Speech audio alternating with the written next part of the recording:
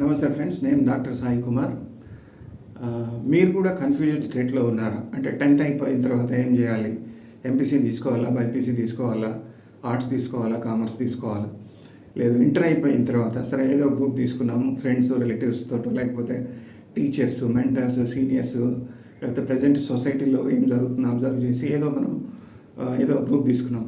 MPC తీసుకున్న తర్వాత ఇప్పుడు మరి బీటెక్, ఎంపీసీ తీసుకుంటే బీటెక్ చేయాలి, బైపీసీ తీసుకుంటే ఎంబీబీఎస్ చేయాలి, మెడికల్ సైడ్ వెళ్ళాలి, కామర్స్ తీసుకుంటే అకౌంటెంట్స్, ఆర్ట్స్ తీసుకుంటేనేమో బీఈడీ చేసి సోషల్ టీచర్ అవ్వాలి, లేకపోతే గవర్నమెంట్ ఎగ్జామ్స్ రాసుకోవాలి, యూపీఎస్సీ రాసుకోవాలి, లేదా ఎంఏ చేసి పిహెచ్డీ చేసి ఏదైనా యూనివర్సిటీలో ప్రొఫెసర్ అవ్వాలి. ఇట్లా ఏవో మనకి ఉంటాయి.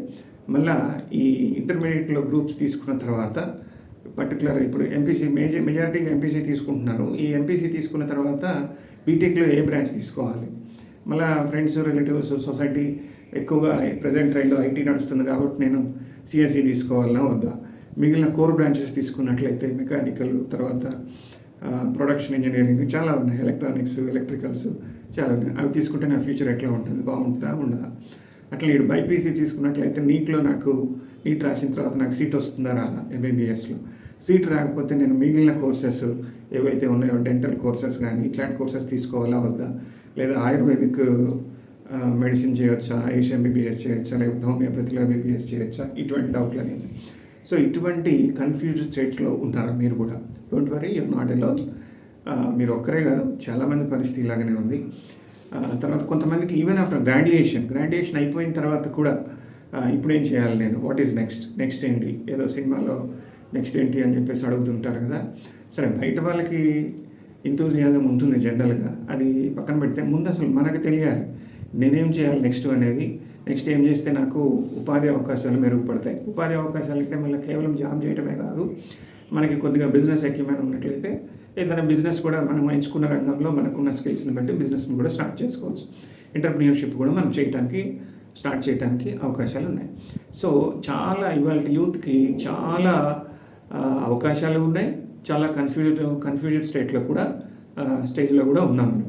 సో అటువంటి కన్ఫ్యూజన్ స్టేజ్లో ఉన్నట్లయితే ఈరోజు మనము ఒక టూల్ గురించి మాట్లాడుకుందాం, ఒక ప్రాసెస్ గురించి మాట్లాడుకుందాం. ఈ ప్రాసెస్ వల్ల ఏం జరుగుతుంది, ఏం చేయొచ్చు అంటే మీ ఫ్యూచర్లో, సమీప భవిష్యత్తులో, నెక్స్ట్ డౌన్ ద లైన్ 5 ఇయర్స్లో, 10 ఇయర్స్లో, మీరు 10th ఉన్నట్లయితే ఇంకొక 7-8 సంవత్సరాలు, ఇంటర్లో ఉన్నట్లయితే 4-5 సంవత్సరాలు, అదే డిగ్రీలో గ్రాడ్యుయేషన్లో ఉన్నట్లయితే ఒక 4-5 ఇయర్స్, 3-4 ఇయర్స్లో మంచి కెరియర్ని, మీ స్కిల్స్, ఎబిలిటీస్, పర్సనాలిటీ, తర్వాత మీ ఈ ఇంట్రెస్ట్, లెర్నింగ్ స్టైల్, వీటి ద్వారా ఒక మోస్ట్ సూటబుల్ కెరియర్ పాత్ని ఎంచుకోవటం ఒక ప్రాసెస్ ద్వారా. ఏంటి ఆ process? It is nothing but career counselling. దాన్ని ఏమంటారండి? కెరియర్ కౌన్సిలింగ్ అని చెప్పేసి అంటారు. సో కెరియర్ కౌన్సిలింగ్ అంటే ఏంటి? It is not just choosing between arts, science, commerce, లేకపోతే ఇంజనీరింగ్, మెడిసిన్. కెరియర్ కౌన్సిలింగ్ లేదా కెరియర్ గైడెన్స్ అంటే ఆర్ట్స్ తీసుకో, కామర్స్ తీసుకో, లేకపోతే సైన్స్ తీసుకో, లేకపోతే టెక్నికల్ స్టడీస్, ఇంజనీరింగ్ తీసుకో, లేకపోతే మెడికల్ తీసుకో అని చెప్పేది కాదు. కేవలం అట్లా చెప్పేది కాదు, డిసైడ్ చేసేది కాదు. It is something helps you finding out what actually you are. మీరు నిజంగా మీలో ఉన్నటువంటి నైపుణ్యాలు ఏమిటి, ఎటువంటి నైపుణ్యాలు కలిగి ఉన్నారు, నేను ఎటువంటి నైపుణ్యాన్ని కలిగి ఉన్నాను. Ask your self, what I'm I good at doing. So నేను ఎటువంటి పనిని చేయడానికి ఎక్కువగా ఇష్టపడతాను, నా పర్సనాలిటీ టైప్ ఏంటి, తర్వాత నా ఇంట్రెస్ట్ ఏంటి, నా స్కిల్స్ ఏంటి, నా ఎబిలిటీస్ ఏంటి, వీటన్నిటి గురించి ఐడెంటిఫై చేసి వీటన్నిటిని ఒక సూటబుల్ కెరీర్కి మ్యాచ్ చేసేదే కెరీర్ కౌన్సిలింగ్. సో ఈ ప్రొఫెషనల్ కెరీర్ కౌన్సిలర్ ఏ రకంగా వీటన్నిటిని ఐడెంటిఫై చేస్తారు అంటే 1-on-1 career counselling sessions, career clarity sessions అనొచ్చు మనం. 1-on-1 కెరీర్ క్లారిటీ సెషన్స్ ఇది ఒకటి కండక్ట్ చేస్తారు ఇనీషియల్గా.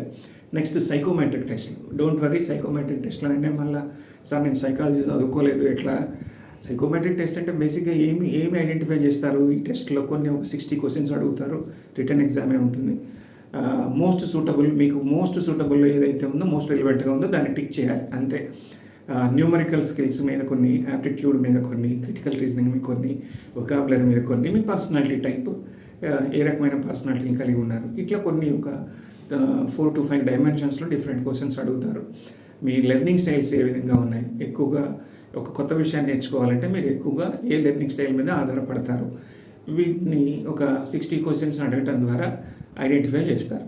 ఈ ఐడెంటిఫై చేసి they will help you out finding most suitable career path to you. Me skills, abilities, personality, తర్వాత లెర్నింగ్ స్టైల్, తర్వాత మీరు ఏ రకంగా ఎక్కువ వాట్ మోటివేట్స్ యూ, అంటే మీరు దేన్ని ఎక్కువగా ఇష్టపడతారు.